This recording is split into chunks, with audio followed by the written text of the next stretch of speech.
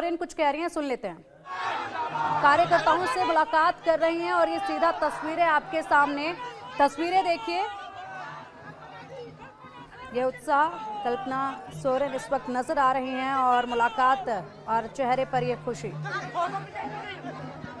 बिल्कुल कल्पना सोरेन जो कि बहुत तेजी से ये चेहरा झारखंड में उभरा, खासतौर पर जब हेमंत सोरेन जेल गए और उनकी गैर मौजूदगी में पार्टी को संभालना और संघर्ष उन्होंने किया।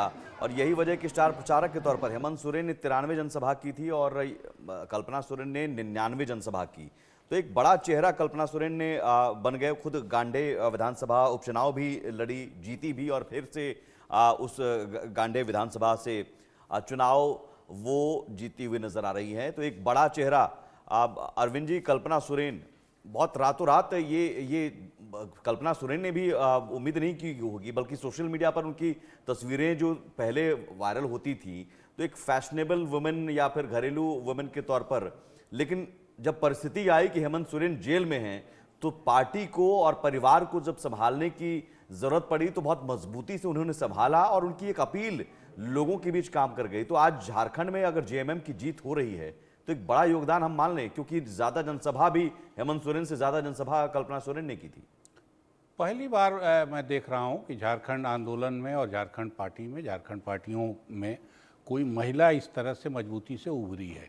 पहले महिलाएं रही हैं, एमपी भी रही, मुक्तिदानी सुम रही है, लेकिन उनका रोल इस किस्म का नहीं होता था। तो ये बाय डिफ़ॉल्ट ही आई हैं पॉलिटिक्स में बहुत योजना बना के नहीं आई, लेकिन आके जो उन्होंने किया है वो मुझे लगता है इस चुनाव की एक उपलब्धि है कि झारखंड में पहली बार कोई महिला इस तरह से लीडरशिप रोल में आई है और इतने अच्छे ढंग से परफॉर्म किया है। पार्टी की जीत में उनका रोल है। आप देखेंगे तो पाएंगे कि अगर स्टार प्रचारक कोई ढूंढा जाए तो हेमंत और उनकी पत्नी के अलावा इस मंडली के पास या इस गठबंधन के पास और कोई उस तरह का लीडर नहीं था। राहुल गांधी ने समय दिया लेकिन काफ़ी कम समय दिया। कांग्रेस का भी कोई बड़ा लीडर और वहाँ लोकल लेवल पे नहीं आया। तो इन दोनों ने चुनाव जितवाया है और जितवाया किसके सामने है? जितवाया खाली जितवाने का मामला नहीं है। हेमंत बिस्व शर्मा जैसा रणनीति में कुशल और मैनेजमेंट में कुशल और साधन संपन्न, हर तरह से हेमंत बिस्व शर्मा ने एक एक राय रत्ती वहाँ, और बीजेपी ऐसे भी चुनाव लड़ती है बहुत अच्छे ढंग से। झारखंड का चार्ज अगर हेमंत बिस्व शर्मा के साथ था तो वो और भी कुशल हैं इस मामले में। अब कुछ स्ट्रेटजिक गलतियाँ उन्होंने की, कुछ हेमंत सोरेन ने अपनी और खासतौर पर जो ये मैया सम्मान योजना, महिलाओं का एक बड़ा रोल, चूंकि महिला कल्पना सोरेन जब जाती थी तो वहाँ हम देखते थे महिलाओं की एक बड़ी भीड़ जुटती है। तो महिलाओं को लुभाने के लिए गोगो दीदी योजना भी बीजेपी लेकर आई जवाब में, लेकिन मुख्यमंत्री जो मैया सम्मान योजना है हेमंत सोरेन ने शुरू की, एक बड़ा रोल आप मानते हैं कि जिस तरह से लाडली योजना ने महाराष्ट्र में बीजेपी के पक्ष में काम किया, उसी तरह मैया सम्मान योजना ने महिलाओं को जेएमएम के पक्ष में ला दिया? निश्चित रूप से इसका फ़र्क काफ़ी पड़ा है और इस जीत में उसका योगदान काफ़ी है। आदिवासी समाज में, आदिवासी परिवारों में औरतों की भूमिका काफ़ी महत्वपूर्ण रहती है।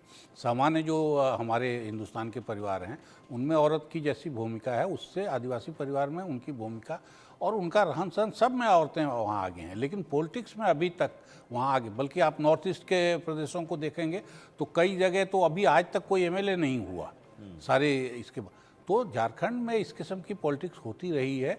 कल्पना सोरेन का इमर्ज ये मान लिया जाए कि चंपई सोरेन को बीजेपी लाई अपने साथ ये सोचकर कि आदिवासी वोटों को हम ट्रांसफर कर लेंगे, परिवार में एक टूट, पार्टी में एक टूट, उससे पहले सीता सोरेन को आप लाते हैं, तो ये काम नहीं करता है। आदिवासी वोट जेएमएम के साथ लामबंद है, हेमंत सोरेन के साथ लामबंद है या गुरुजी के साथ लामबंद है? नहीं, गुरुजी वाला दौर अब बीत गया है। गुरुजी वाला दौर ये था कि वो संतालों के मुख्य रूप से नेता थे और बाकी ग्रुप कभी सुविधा से अपने आ गया नहीं आया, कभी विरोध किया। खुद गुरुजी चुनाव हार गए मुंडा इलाके में जाके। ये जो इमरजेंस अभी लोकसभा चुनाव के बाद दिख रहा है वो टोटल आदिवासी है, सारे आदिवासी एक ग्रुप में आए हैं। तो इसलिए इसको उससे जोड़ के देखने की ज़रूरत नहीं है। ये नया है और काफ़ी एग्रेसिव है।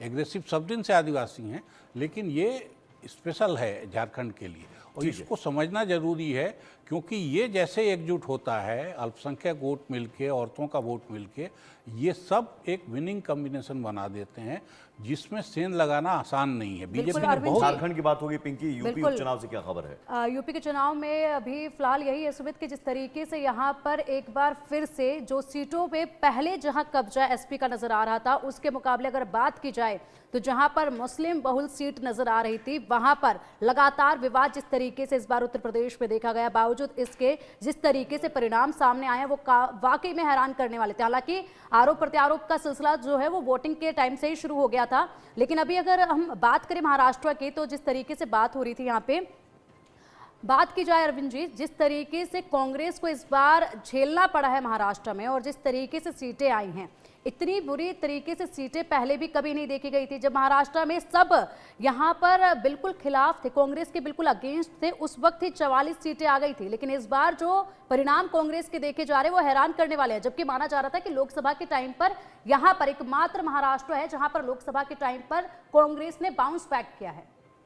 लोकसभा चुनाव एकदम अलग मुद्दों पे हुआ था, ये चुनाव बहुत लोकलाइज हुआ है और लोकलाइज से भी ज़्यादा मैं कहूँगा कंस्टिट्यूंसी वाइज अच्छे कैंडिडेटों ने चुनाव जीता है, मजबूत कैंडिडेट नहीं। इतना लोकलाइजेशन चुनावों में आमतौर पे होता नहीं है, लेकिन महाराष्ट्र में ये हुआ।